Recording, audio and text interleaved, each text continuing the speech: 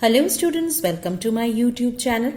Today I will continue teaching chapter 9, Europe, Resources and their Utilization from page 102 and will cover till last page 104 of this chapter. Today I will start teaching from the topic transport on page 102.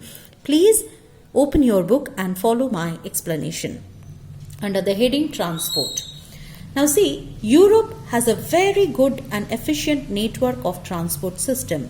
Roadways, railways, waterways, airways, all modes of communication are very well developed. All places are linked, which helps or allows the movement of labor and finished goods very easy.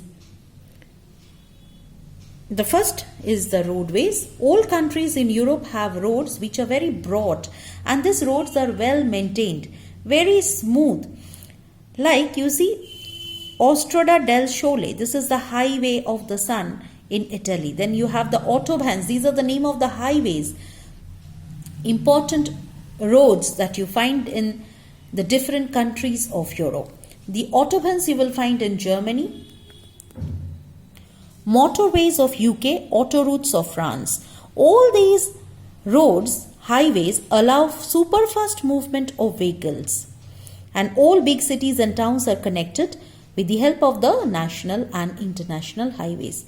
Now when all the important cities and towns are connected with the help of national and international highways, and the roads are so well maintained that the vehicles can move in a super fast speed on them, so you can understand very well that network communication is so well developed in Europe.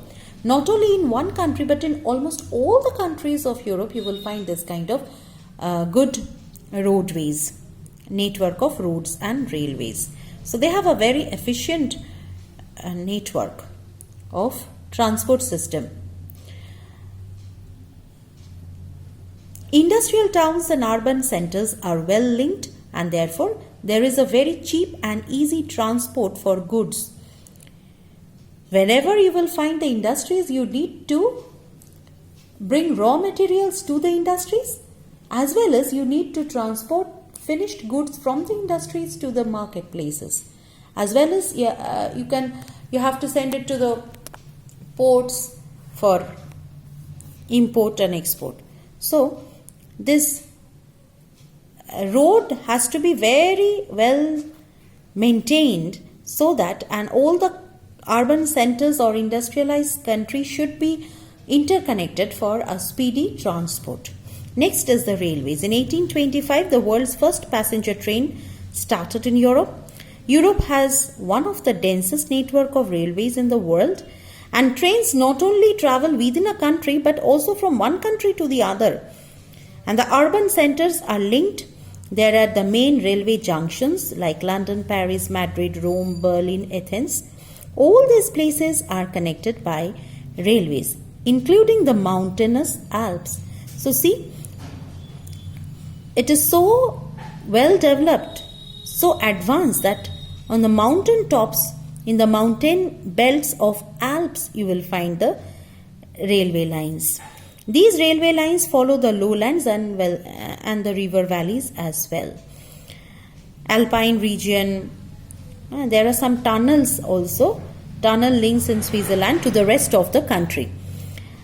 The large urban centers of Europe have underground railway networks. Like we have in Kolkata Metro, underground railway networks. Similarly, urban centers of Europe have underground railway networks for the transport of people, mass transport. The tube system of London and the metro of France, they are very well known, you see, on page 103 on top of your book here. Okay. Then there are some undersea tunnel also. So by reading all these things, you can understand very well that so well developed system of railways along with roadways are present in Europe. Then waterways, all rivers are navigable and they are interconnected by canals. So therefore, vessels, ships, boats can move through these rivers, and bulky, that is heavy raw materials, finished goods can be transported easily in a very cheap rate. See the important rivers: Rhine, Rhone, Danube, Thames. These are the important waterways. Rotterdam is the largest riverine port of Europe. Not only seaports are available, but also river ports are available in Europe. There are major seaports also which handle international trade. That means overseas trade, import and export. Right? Heavy and bulky goods are transported by ships and tankers. London, Liverpool, Rotterdam, Hamburg, Bremen, Marseilles and Leningrad are important ports of Europe. Airways. European countries are well connected with the other continents through airways. First commercial airline of the Royal Dutch Airlines started here in Europe. Then the important airports like Heathrow in London. In Amsterdam also you will find similar airways, and in Paris and other parts of Europe. So it is highly linked, very efficient network of transport through roads, rail, waterways and airways.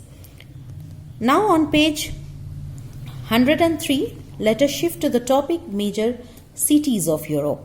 You see, London is the capital city of England and the UK, and it is the largest city in Europe, and it is situated on the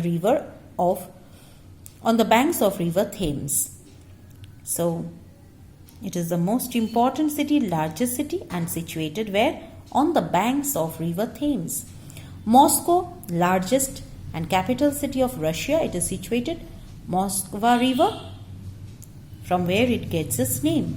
And Paris is the capital of France, is situated on both the banks of river Seine. The famous Eiffel Tower is situated here in France. Now please move to page 104. Rome is the capital and the largest city of Italy.